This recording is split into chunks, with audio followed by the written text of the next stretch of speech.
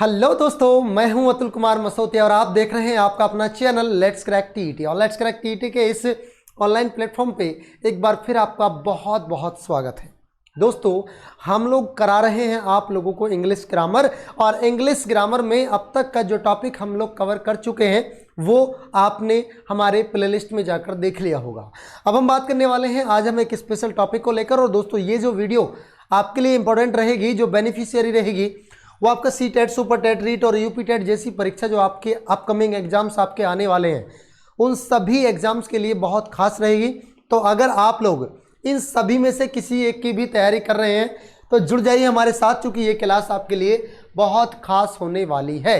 चलिए दोस्तों, स्टार्ट करते हैं आज के इस सेशन को, आज की इस वीडियो को बहुत बेहतर तरीके से। और आज की इस वीडियो में हम जो बात करने वाले हैं, चूँकि पिछली वीडियो में हमने यानी टेंसेस को कंप्लीट कर लिया है पास्ट इंडेफिनिट तक, और आज हम पास्ट कंटिन्यूस और पास्ट कंटिन्यूस की बात करेंगे, और समय रहा तो हम लोग पास्ट परफेक्ट को भी इसमें ऐड करने का काम करेंगे। ठीक है, चलिए दोस्तों स्टार्ट करते हैं। और हेडिंग डाल लीजिएगा अपनी बुक, नोटबुक वगैरह जो भी आप लोग लेकर बैठे हैं उसमें हेडिंग डालेगा past continuous tense.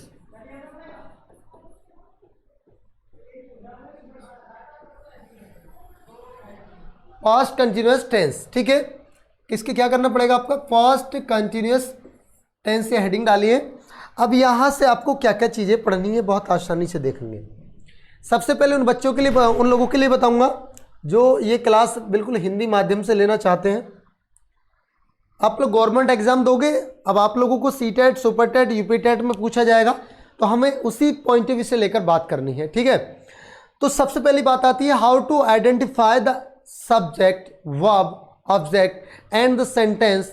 This sentence is related to the related which sentence, मतलब कौन से सेंटेंस से रिलेटेड है। देखिए, हमने बताया था इस सेंटेंस को पहचानने के 3 तरीके मैंने आप लोगों को बताए थे। पहला तरीका, द फर्स्ट स्टेप इज, आप लोग कंफर्म करेंगे स्ट्रक्चर को लेकर। किसको लेकर? कि सेंटेंस के स्ट्रक्चर्स क्या रहेंगे, पहला। दूसरी कहानी जो इसकी आपके सामने बयां की जाएगी, नंबर 2 पे जो आपको बताया जाएगा वो किसके बारे में बताया जाएगा? आपका सम वर्ड्स। कुछ ऐसे वर्ड्स होते हैं जिनको देखने मात्र से आप ये कह दोगे कि सेंटेंस जो है वो कॉन्टिन्यूअस का है। ठीक है। तीसरी अगर मैं बात आपके सामने रखना चाहूँ, जो मेरे पढ़ाने का तरीका है, उसमें जो 3rd स्टेप आपका आएगा वो कंसेप्ट वाला आता है। यानी इसमें आपको इसके मीनिंग की बात करेंगे, इसके अर्थ की बात करेंगे। और अब तक हमने ऐसा ही अब तक आपको पढ़ाया है और आपने अच्छे तरीके से समझा भी है। इसमें अगर मैं और ऐड करना चाहूँ तो यहाँ से मैं एक बात और ऐड करना चाहूँगा, एडिशनल यूजेज।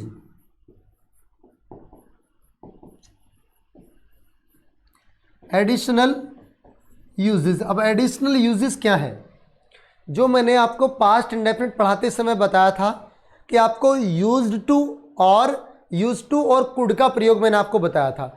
ठीक उसी प्रकार पास्ट कंटिन्यूअस में आपके कौन कौन से यूज होंगे उन सभी को लेकर मैं आपसे बातें करूंगा। यानी स्टेप बाय स्टेप हम लोग चलेंगे, बेहतर तरीके से इस वीडियो में जानेंगे कि आप लोगों को इसमें इस वीडियो से क्या लाभ होगा। ठीक है, चलिए तो बढ़ते हैं आगे। चलिए इसका एक स्क्रीनशॉट ले लीजिएगा फटाफट, जल्दी से ले ले स्क्रीनशॉट। चलिए देखो, सबसे पहली बात आती है स्ट्रक्चर की।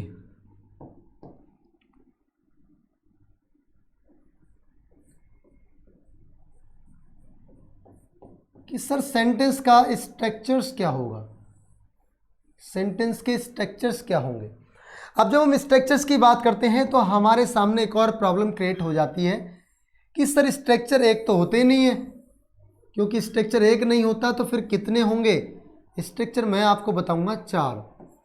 There are 4 types of structure that I will tell you related to the past continuous tense. एक आपका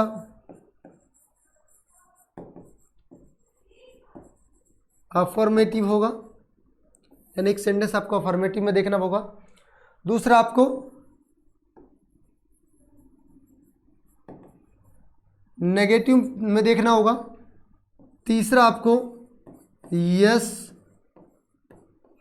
नो टाइप में देखना होगा, और नंबर 4 क्वेश्चन वर्ड या कुछ लोग इसको WS टाइप भी कहते हैं। ठीक है, यानी there are 4 types of sentence जो मैं आपको बताऊंगा। यहां से आपको 4 स्टेप, नंबर 1, नंबर 2, नंबर 3 और नंबर 4, ये 4 स्टेप आपको देखने को मिले और इन 4 स्टेप के आधार पे ही 4 स्ट्रक्चर्स आपको पढ़ने होंगे। तो बढ़े आगे, चलिए आगे की तरफ बढ़ते हैं। एक बार में काफ़ी सारे चीज़ों को बढ़ा लेते हैं।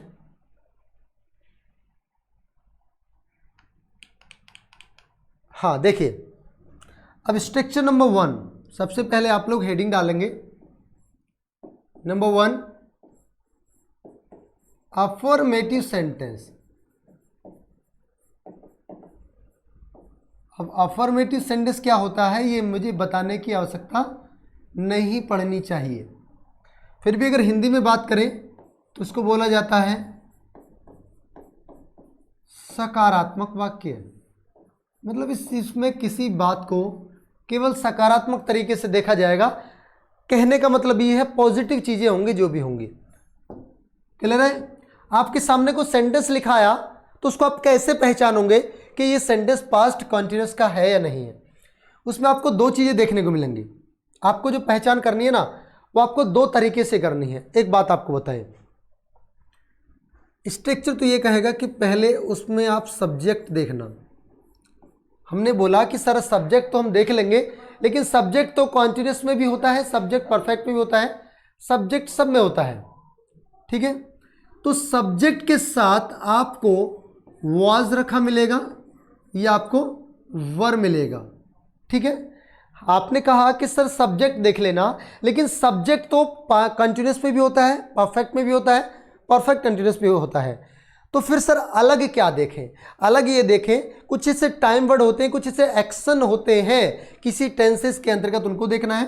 और आपको हेल्पिंग वर्ब को देखना। सर वाज ये वर होंगे। अब आपके मन में एक और प्रश्न उठ गया, अगर आप लोग इंग्लिश से थोड़ा बहुत भी वाकिफ हैं, सर वाज ये वर तो सिंपल पास्ट में भी हमने देखे थे, तो फिर ऐसी क्या पहचान हमें बताई जाए कि जो हम सेंटेंस को पहचान सकें? समझो भी, सुनो मेरी बात को। वाज ये वर के साथ आपके अगर उसमें देखो वाज ये वर्ब तो लगा होगा, उसके बाद जो मैन वर्ब होगी ना, मैन वर्ब की तो फर्स्ट फॉर्म यूज होगी और उसमें आपका कौन सा फॉर्म लगा होगा? ING फॉर्म लगी होगी। कौन सी फॉर्म लगी होगी? ING फॉर्म लगी होगी। अब ING क्या काम करती है? ING किसी भी सेंटेंस के अंतर्गत अगर उसका यूज होता है, in any sentence ING form is coming in any sentence that tells us, वो हमें बताती है that this sentence in A continue form, वो कंटिन्यू फॉर्म में है, मतलब कंटिन्यूस में है। ओके, तो ये आपका एक स्ट्रक्चर होगा। Structure number 1, this structure related to affirmative sentence. Affirmative sentence related है, एंड अफर्मेटिव सेंटेंस से जब ये रिलेटेड है तो कैसे पहचानेंगे इसको? देखिए, सेंटेंस आपके सामने आया,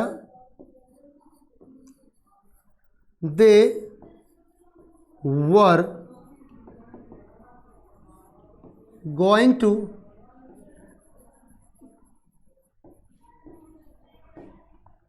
they were going to Mumbai, they were going to Mumbai by bus।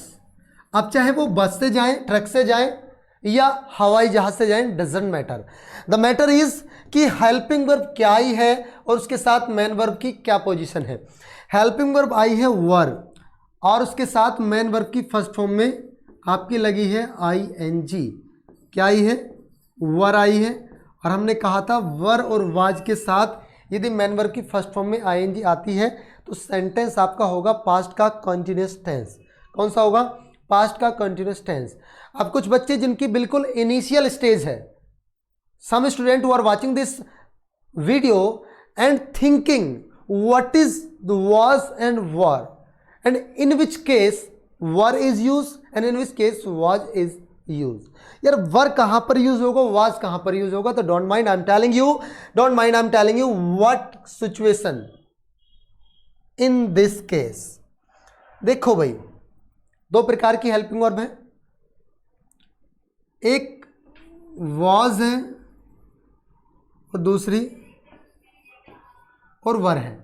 एक आपकी वाज और दूसरी वर। हाँ जी सर, ये तो हमने देख ली।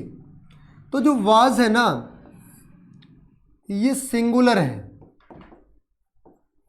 ये हमेशा सिंगुलर को दर्शाएगी, ठीक है। जो वर है ये आपकी प्लूरल है।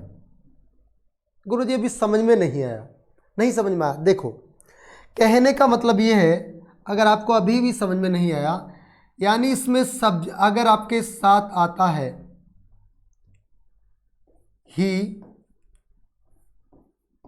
सी, इट या किसी का नाम, तो ये जो सब्जेक्ट होगा ना वो भैया सिंगुलर होगा, सिंगुलर सब्जेक्ट है भैया ये। जब ये सिंगुलर सब्जेक्ट है तो इनके साथ सिंगुलर वर्ब ही यूज होगी। अगर हम इसमें बात करें तो इसमें आपका दे, वी, यू या कोई प्लूरल नंबर, प्लूरल नंबर दिया हो कुछ, तो इनके साथ क्या सिचुएशन बनेगी? इनके साथ सिचुएशन ये बनेगी कि ये प्लूरल होंगे, ठीक है। प्लूरल सब्जेक्ट को बताने का काम करेंगे। जब ये प्लूरल सब्जेक्ट को बताने का काम करेंगे तो यहां से आपकी एक चीज क्लियर हो जाएगी कि जो वाज यूज होगा वो ही के साथ होगा, इसी के साथ होगा, इट के साथ होगा, लेकिन कभी भी वर के साथ ये सिचुएशन नहीं आ सकती। वर के साथ ये सिचुएशन आपकी नहीं आ सकती, ठीक है। ओके, देखो बड़े आगे चलिए। अब हमने अफर्मेटिव सेंटेंस तो देख लिया था, अब हम चलते हैं नेगेटिव सेंटेंस की तरफ कि सर नेगेटिव सेंटेंस आएगा तो वो कैसा होगा। तो नेगेटिव सेंटेंस को भी देख लो भी। नेगेटिव सेंटेंस अगर किसी पैसेज के अंदर आपको देखने को मिले, ये सेपरेट कहीं किसी एरर्स के तौर पे आपको दिया हो, तो आप उसको कैसे मतलब आइडेंटिफाई करोगे या रिकॉग्नाइज करोगे, कैसे पहचानोगे? उसमें आपको एक चीज़ बस ऐड करनी है और कुछ ऐड नहीं करना। देखो, सब्जेक्ट पहले वाले सब्जेक्ट में भी मतलब सेंटेंस में भी था, इसमें भी है, कोई मैटर नहीं करता। लेकिन वाज इसमें भी है, हाँ जी इसमें भी है, वर या वाज में से कोई एक होगा, कोई दिक्कत नहीं है। इसमें एक चीज़ नई आपके लिए ऐड होगी, वो होगा नॉट। बाकी सब चीज़ें वैसे ही रहेंगी जैसी चलती हुई आ रही हैं, जैसी चलती हुई आपके सामने आ रही हैं। बाकी कोई चीज़ इसमें नई ऐड नहीं आपको देखने को मिलेगी, ठीक है। तो ये स्ट्रक्चर आपने देख लिया, बहुत अच्छे से आपने इसको समझा भी है और आप लोग अच्छे से इसको समझ भी रहे हैं। अब देखिए भाई, अपने स्ट्रक्चर तो ये देख लिया, लेकिन सब्जेक्ट अगर सेंटेंस आपके सामने लिखा आएगा तो आप लोग कैसे पहचानोगे? सेंटेंस चलो मैं लिख देता हूं, देखिए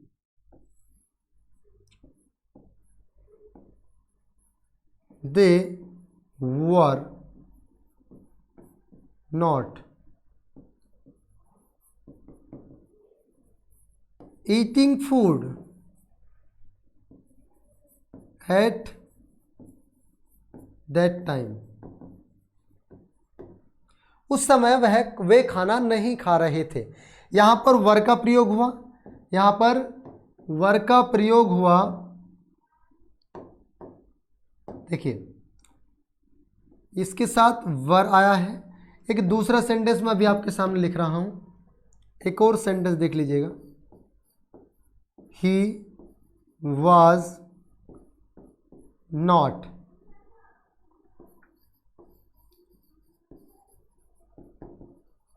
plucking the flower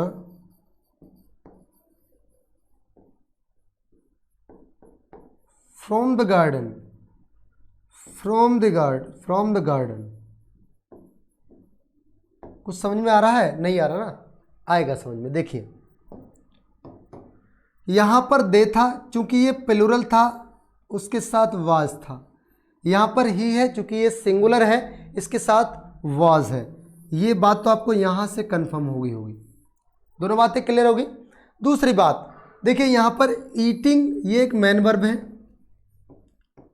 और मैन वर्ब में क्या लगी हुई है, आईएनजी। यहाँ पर भी प्लकिंग एक मैन वर्ब है, इसमें भी मैन वर्ब में क्या लगी हुई है, आईएनजी। ठीक है, प्लकिंग का मतलब होता है तोड़ना, तोड़ना मतलब फूल तोड़ना। ठीक है, फूल तोड़ना लिख लो इसको पूरा, फूल तोड़ना।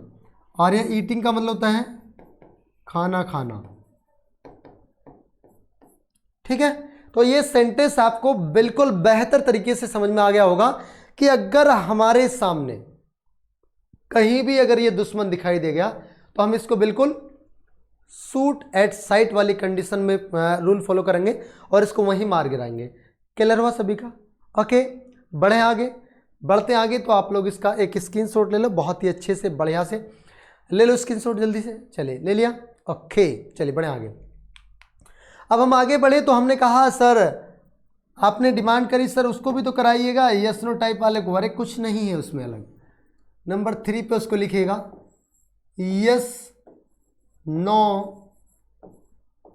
टाइप। अब आपके मन में यार एक और मतलब प्रश्न उठना चाहिए, मैं होता आपकी जगह तो क्वेश्चन अवश्य पूछता, अन्यथा हमारे मन की जो चंचलता है वो इधर उधर परेशान रहती। देखिए इसको यस नो टाइप क्यों कहते हैं, क्यों इसको नाम यस नो टाइप पड़ा है? देखो हमेशा से हम प्रश्न पूछने के दो तरीके रहे हैं। सपोज दैट आपके घर कोई गेस्ट आता है, मेहमान आता है, और मेहमान आने के बाद आपने उनसे प्रश्न पूछना स्टार्ट कर दिया, क्या आप चाय लेते हैं? बोले नहीं। क्या आप कॉफ़ी लेंगे? नहीं। क्या आप खाना खाएंगे? नहीं। आप बनाना शेक लेंगे? नहीं। यार अगर शाम तक आप एक ऐसी लिस्ट लेकर खड़े हो गए उसके सामने जिनको वो पसंद नहीं करता, तो आप तो शाम तक पूछते रहोगे। तो क्यों ना एक ऐसा प्रश्न पूछ लिया जाए जो एक बार में ही वो आंसर दे दे। यानी देखिए जिनका वो आंसर हाँ या ना में दे देता है, यस और नो में दे देता है, वो आपके यस नो टाइप कहलाते हैं। जैसे क्या आप एक अधिकारी बनना चाहते हो? बोले यस, वेरी गुड, बहुत बढ़िया। क्या आप एक चोर बनना चाहते हो? नो, आंसर आ गया। तो यस और नो में इनका आंसर मिल रहा है। जब यस या नो में मिल रहा है तो इसकी एक हमने पहचान कर ली गुरुजी। पहचान ये कि अगर हिंदी में कहीं मिला दिख गया ना ये, तो इसके बहुत पिटाई करूँगा। हमने कहा यार पिटाई कैसे करोगे, हिंदी में पहचान कैसे करोगे कि ये यस नो टाइप है? पहचान ऐसे करेंगे गुरुजी, इसमें ना स्टार्टिंग में क्या लगा होता है, स्टार्टिंग में क्या लगा होता है। हमने कहा बच्चे बहुत अच्छी बात है, आपने पहचान लिया कि इसके स्टार्टिंग में क्या लगा होता है। बट मेरे बेटे एक बात बताइएगा, क्या आपको हिंदी में लिखा मिलेगा सुपरटेट में? नहीं। क्या आपको कहीं रीट में इंग्लिश हिंदी में लिखा मिलेगा? नहीं। क्या आपको कहीं यूपी टेट में लिखा मिलेगा? नहीं। तो क्यों दिमाग मार रहा अभी हिंदी में? नहीं सर कहीं कहीं हिंदी में आता। अरे नहीं आता भाई, कहीं नहीं आता हिंदी में ग्रामर में, तो फिर इंग्लिश में बता दो। हाँ इंग्लिश में सुन ले भाई, इंग्लिश में क्या होगा, इंग्लिश में जो वॉज और वर ये दो हेल्पिंग वर्ब होंगी ना, ये स्टार्टिंग में आपको देखने को मिलेंगी। उसके बाद आपका सब्जेक्ट होगा, अगर नोट है न सेंटेंस में तो नोट होगा, अदरवाइज नोट होना कंपलसरी नहीं है। वही मेन वर्ब की first form ING plus object plus other word और अब एक लंबा सा क्वेश्चन मार्क, एक अच्छा सा क्वेश्चन मार्क आपको देखने को मिला। ठीक है, इसको एक कॉलम में बंद कर देते हैं, बहुत देख लिया इसको। ठीक है, ये आपका एक स्ट्रक्चर होगा जो मैं आपको बता रहा हूं। मुझे उम्मीद है कि स्ट्रक्चर आपको अच्छा भी लग रहा होगा और आपको समझ में आ भी रहा होगा, क्योंकि बहुत इत्मीनान से, बहुत ही स्लो टेंडेंसी में मैं आपको आज पढ़ा रहा हूं, इतना स्लो नहीं पढ़ाता हूं। ठीक है, एक सेंटेंस लिख रहा हूं, was he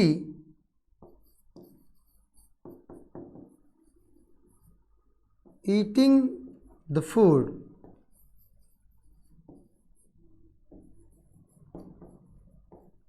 at present question mark. क्या वो उस समय खाना खा रहा था। क्या वह उस समय खाना खा रहा था? वाज के आया क्योंकि इसका सब्जेक्ट ही है, क्योंकि इसका सब्जेक्ट ही है। अगर यहाँ पर वर लगा होता तो वर के साथ क्या होता? वर दे, वर दे ईटिंग द फूड। बिल्कुल सेम सेंटेंस होता, कोई चेंजिंग नहीं होती। लेकिन वर दे, तो यहां पर वर क्यों आया? क्योंकि इसका जो सब्जेक्ट है ना वो दे है। क्यों गुरुजी, दे से क्या फर्क पड़ गया? अरे ये सिंगुलर था, ये आपका सिंगुलर सब्जेक्ट है और ये आपका एक प्लूरल सब्जेक्ट है। कैसा सब्जेक्ट है? एक आपका एक प्लूरल सब्जेक्ट है। ठीक है गुरुजी। यहां से एक बात मुझे याद आ गई, मैं एक वीडियो देख रहा था और बहुत अच्छी लगी मुझे वो वीडियो। एक मैडम बच्चों को पढ़ा रही थी कि बेटा बोलो दे, बोलो बेटा मई। अब इसको एक साथ बोलो, दे माई दे माई दे माई। जब बार बार उस बच्चों से बुलवाया जा रहा था दे माई दे माई, तो बच्चे दे माई की जगह दे माई बोलने लगे, दे माई दे माई दे माई। एक लड़की को, बच्ची को गुस्सा आया तो मैडम से बोली कि मैडम आप हमें अंग्रेजी पढ़ा रही हो या भीख मांगनी सिखा रही हो? मैडम समझ गई क्यों कह रही है वो बच्ची। बोली दे माई दे माई दे माई, इतनी देर से करा रहे हो, कुछ और भी लिख लो। तो कभी कभी फनी सिचुएशन भी क्रिएट हो जाती है क्लास के अंदर। अब हम बात करते हैं क्वेश्चन वर्ड टाइप में। क्या बात करते हैं? Question word type. Question word type, इसको बहुत से WH टाइप भी कहते हैं। WH टाइप इसलिए कहते हैं क्योंकि जितने भी क्वेश्चन वर्ड बनते हैं वो ज़्यादातर WH से बनते हैं, 99%। ठीक है, देखो इधर। अब इसमें क्या होगा, अगर हिंदी में कहीं लिखा होगा तो कब, क्यों, कैसे और आपका क्वेश्चन मार्क, यानी बीच में होगा। ये आपको बीच में लिखे होंगे, ये आपके प्रश्नवाचक शब्द हैं। ये आपके क्या हैं बेटा? क्या है आपके? ये प्रश्नवाचक शब्द हैं, प्रश्नवाचक ये शब्द हैं आपके। ठीक है, ये प्रश्नवाचक शब्द क्या सर अंग्रेजी में भी इसी परिस्थिति में रहेंगे? बोले नहीं। जब ये अंग्रेज बनेगा बेटा, मेरा अंग्रेज बनेगा तो उसकी सिचुएशन बीच में नहीं होगी, वो बहुत स्टैंडर्ड होगा, वो बिल्कुल आगे वाली सीट पर बैठेगा। चलो कैसे बैठेगा आगे वाली सीट पे? अरे मेरा प्यारा बाबू आ जा बेटा, यहाँ को आ जा। बोले यहाँ को आ जा और अब मैं बताऊंगा तुझे बैठना कहाँ है। ठीक है, जब उसको बैठाया गया तो वो बोला मुझे बैठाओ स्टार्टिंग में। बोले कैसे? यानी सबसे पहले क्वेश्चन वर्ड आएगा, उसके बाद आपका वाज या वर होगा, एंड देन आपका सब्जेक्ट होगा। उसके बाद अगर नोट है सेंटेंस में तो नोट हो सकता है, अदरवाइज मेन वर्ब की फर्स्ट फॉर्म में ING होगी और आपका ऑब्जेक्ट होगा और आपका अदर वर्ड होगा और आपका क्वेश्चन मार्क होगा, आपका क्वेश्चन मार्क होगा। ठीक है, आइए इसको एक सुंदर से कॉलम में बंद कर लेते हैं जिससे कि कहीं को हमें छोड़कर ना जाए। ठीक है, जइयो ना। देखो इधर, तो ये स्ट्रक्चर हमें मिल गया। जब ये स्ट्रक्चर मिल गया तो हमने एक सेंटेंस बनाने का प्रयास किया। बनाने का क्या, हमें क्या लिखा दिखाया, एक सेंटेंस हमें लिखा देगा, why was they not swimming in the swimming pool.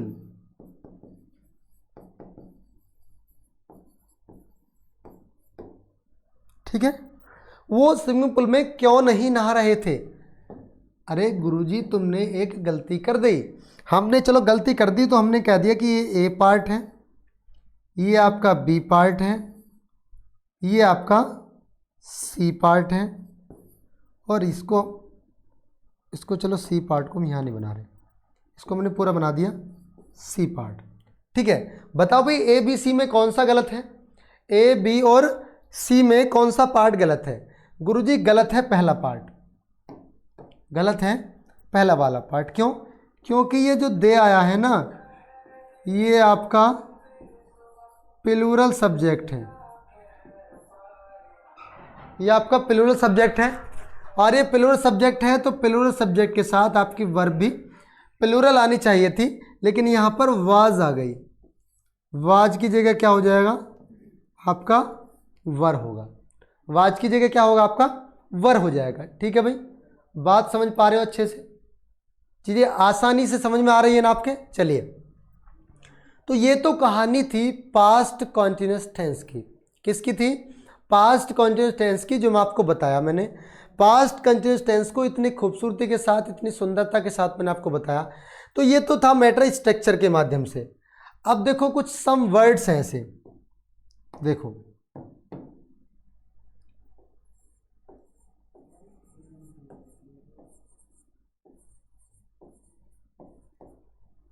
Some words आपको देखने को मिलेंगे। और वर्ड्स आपको कौन कौन से देखने को मिलेंगे? देखिए भाई, अगर किसी सेंटेंस में आपको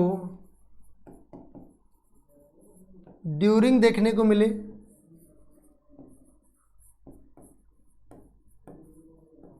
एट प्रेजेंट देखने को मिले,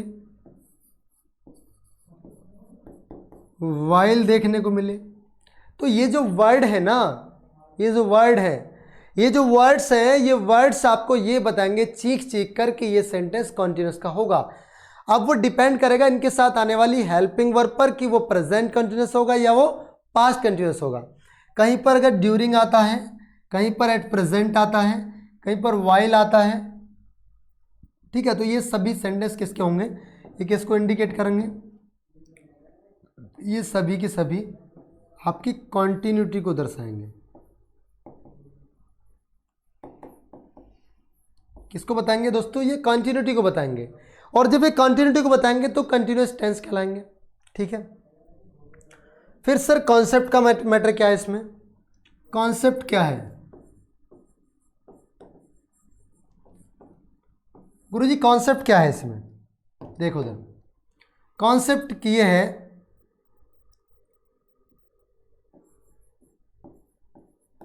वर्क इन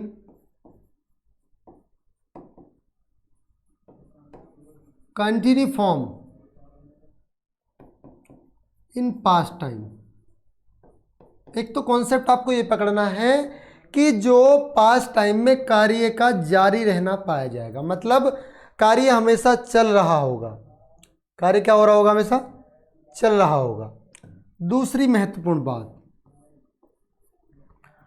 महत्वपूर्ण बात क्या है? कार्य हमेशा चल रहा होगा। Time is not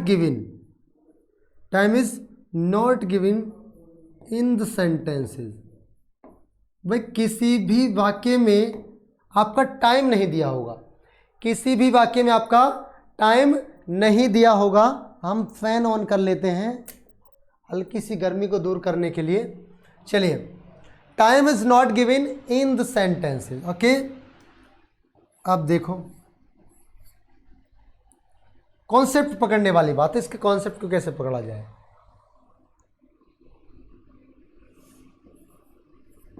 second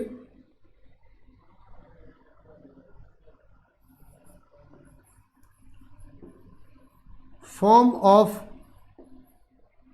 B की सेकंड फॉर्म यूज होगी। Second form of be is used. भाई कैसे गुरुजी? आपने ऐसा कैसे कह दिया? देखो बी जो होती है ना, बी का मतलब होता है होना।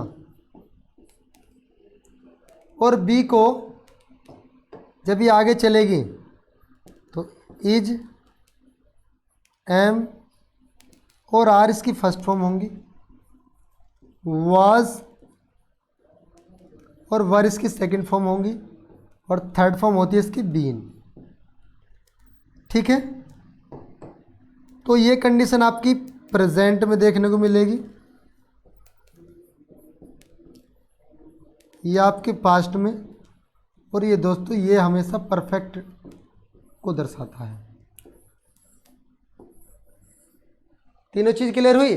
यानी आपको वो छोटी छोटी बातें बता रहा हूं जो सेंटेंसेस को समझने में, सेंटेंस को पहचानने में आपकी बहुत बहुत ज़्यादा मदद करेगी। ठीक है, तो अब आपके लिए अब मैं आपको टेस्ट दे रहा हूं, ये आपका होमवर्क रहेगा। सेंटेंस ऊपर लिख लीजिएगा,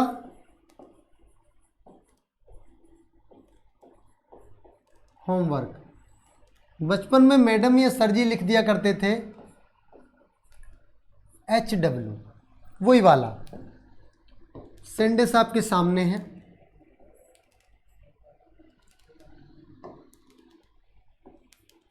नंबर 1,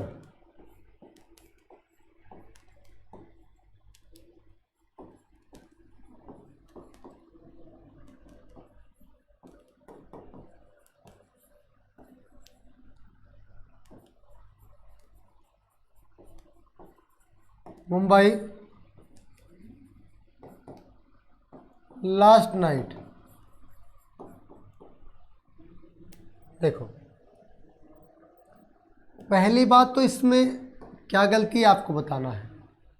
ठीक, इसको आप ऐसे कर दो, A part, B part and whole part is C, remaining part is C. ठीक है, दूसरे सेंटेंस की तरफ को चलें।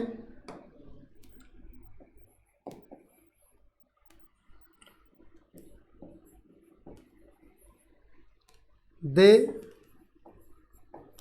वर dancing in that party, in that party since morning, since morning. अब ये वाला सेंटेंस हो गया। तीसरा सेंटेंस आपके सामने है,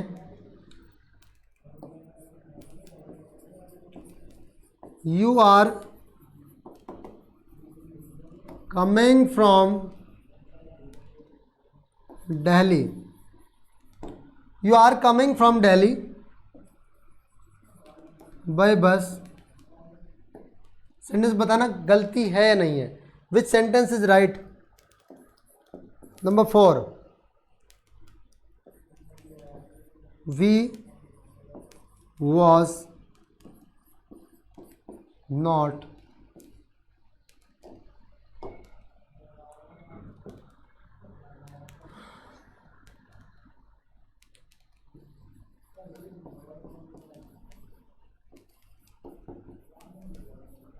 answering the question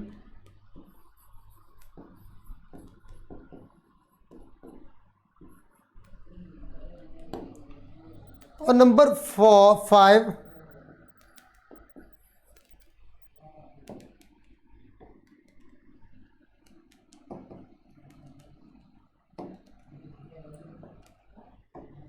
देखो देखो,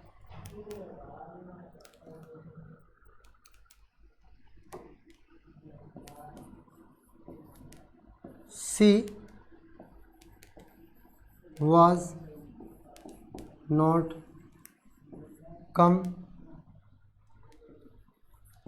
at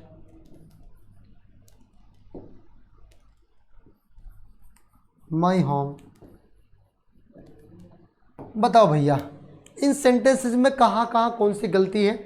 ये आपका होमवर्क है जो आपको घर से मुझे कमेंट बॉक्स में बताना है। ठीक है, कल इन सेंटेंसेस को लेकर मैं दोबारा से आऊँगा। कमेंट बॉक्स में आप लोग लिखोगे, क्या लिखोगे? कमेंट बॉक्स में आप लोग लिखोगे इनके आंसर विद एक्सप्लेनेशन।